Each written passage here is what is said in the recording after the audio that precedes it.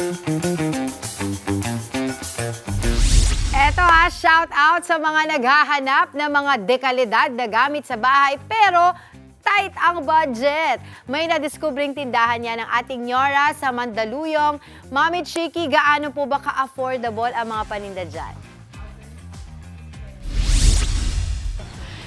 Good morning mga kapatid! Balik po tayo dito sa Mandaluyong, isa sa ating mga paboritong puntahan ng marketplace. At kayo naman po ay bibisita tayo sa isang general merchandise store.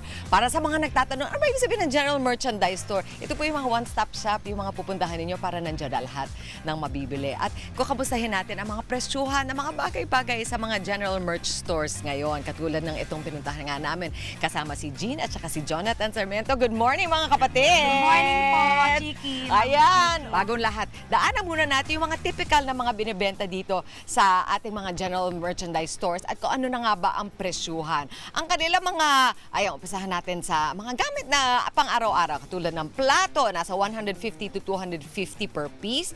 Ang mga bowl, nasa 89 to 150 per piece. Yung rectangular plate, meron sila 300 per piece. Meron din sila mga stainless na mga sandok, nasa 98 pesos to 198 pesos. Depende syempre sa klase. Ang mga scrub, malaki rin ang 15 to 98 ang range. Depende rin sa kukunin niya at kung gaano kadami. Meron sila mga colored cups at 10 pesos. Basahan trapo, ayun, 4 to 5 pesos lang po dito. Ang gamosa na basahan, yung magandang kalidad. Dito nila ino-offer, very unique, 159 to 198 pesos. Yung mga basahan naman na normal lang, yung pang everyday, nasa 40 pesos yung po ba kukuha dito sa Liberty General Merchandise. At tuloy-tuloy po tayo, meron silang mga tabo from 69 to 89 pesos. Yung mga pichel nila nasa 98 to 139. Yung mga salamin nasa 55 hanggang sa 198. So depende na rin sa klase na gusto ninyo. Yung mga kaldero nila hindi nawawala. Nandyan, from 2,500 to 2,998 dahil high quality na po yan. Meron din silang mga basket para sa mga prutas from 98 pesos hanggang sa almost 600 pesos. So again, meron kayong pagpipilian na range. Okay? Meron pa nga nito plates or nito plates, 30 pesos. Yung mga plastic broom, 55 to 198. Malaki rin ang range. Meron silang walis tambo, 159 to 280. At walis tingting naman, syempre mas mura, 45 to 55. At yung mga set naman ng mga plastic cups, 59 to 89 pesos. Paper plates, 40 to 59. At ang hangers, 79 to 120 pesos. So yan nga, sabi nga natin, yung mga typical na kailangan ninyo pang araw-araw. Pagka ako naman ay may mamimili sa general merchandise store katulad din sa inyo, ang gusto kong hanapin sa mga tindahan ninyo is kung ano yung mga special products ninyo, di ba? Opo. So ito, dito sa harap, ano yung unang makikita ko kapag pumasok ako sa tindahan ninyo? Ito po ma'am, itong gamosa ko na rugs, yan yung mas mabenta sa akin kesa doon sa mga ordinary rugs ko po. Ayun. So kasi marami mga tindahan ganito sa pupuntahan ninyo. Hahanapin ninyo yung mga specialty na mga tinda nila na usually nasa harap. Ano yung mga tinda ninyo, Jonathan, na hindi mawawala? Yung talagang laging hinahanap. Ma'am, kaldero. Kaldero! Kawali. Alam mo yung tatawid yung kaldero? Gano'n ka dalas ba dapat magpalit ng kaldero? Ma'am, normally, depende po sa gamit, pero mas maganda niyan once a year. Once para a at least year. napipreserve po natin yung healthy natin. Ay, okay. Tsaka yung pag natanggal na yung mga handle, Yes. palitan na, di ba? Ayun, nakita ko naman na usually sa general merchandise stores, malaki yung mga yung iba-ibang presyo. Kaya pwede ba, tumawad? Yes, Ay, yes ma'am, pwede Oo. pa. Mamaya, pagbalik natin, Jean, Jonathan, para ma-explore pa natin yung mga gamit na nandito sa inyong tindahan, maglalaro tayo ng game kasama inyong mga kasamahan dito sa inyong co-op. Alright? So back to studio muna tayo. Maraming salamat, Mami Chiki. Hindi naman po mura, dekalidad pa. Yan ang ibinida sa atin kanina ni Nyora Mami Chiki na nasa Mandaluyong Public Market. At ngayon naman po, kakaibang trip ang hatid naman ni Mami Chiki. Mami, sino po ang mga kasama niyo dyan? At balita ko, may palaro ka raw.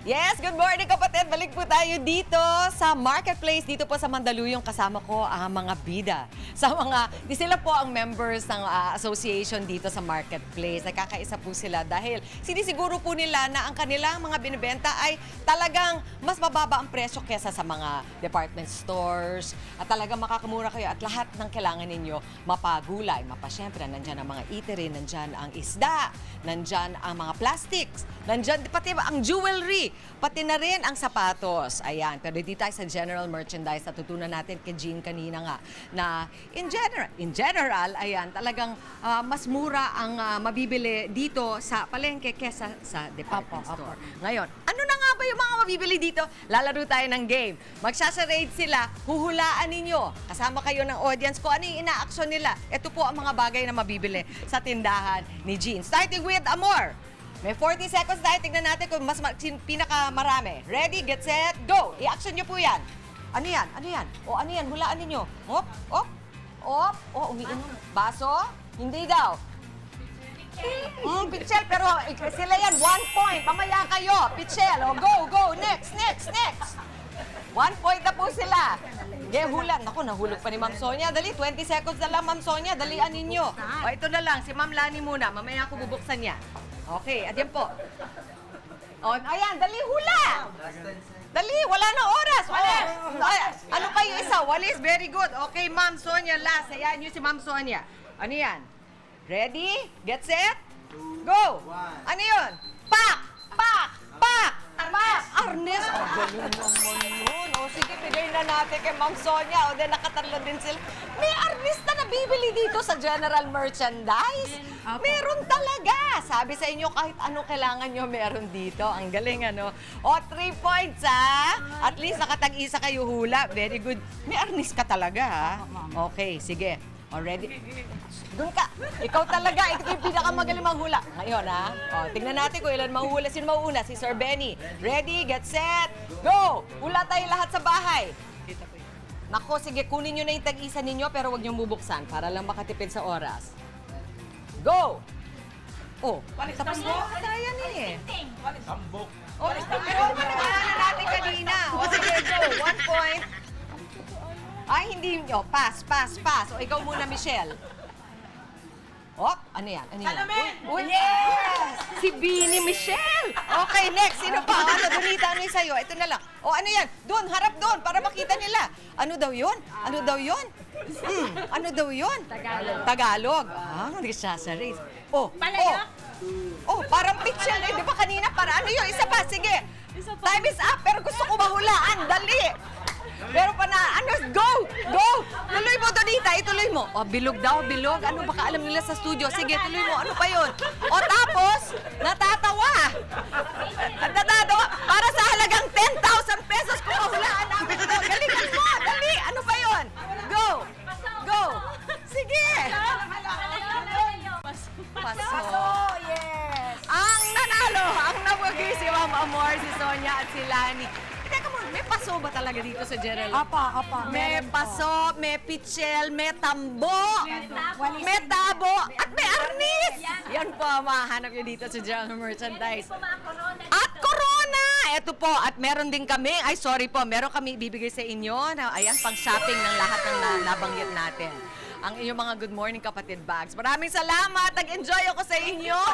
Ito si Donita tumatawa pa rin. Back to studio. Ang cute niyo. Maraming salamat po, Mama Chiki. Mga kapatid, Chiki Roa Puno po. Simulan ang inyong araw na puno ng impormasyong kapaki-pakinabang. Sama na sa isang makabuluhang umaga. Tumutok at mag-subscribe sa social media pages ng News 5.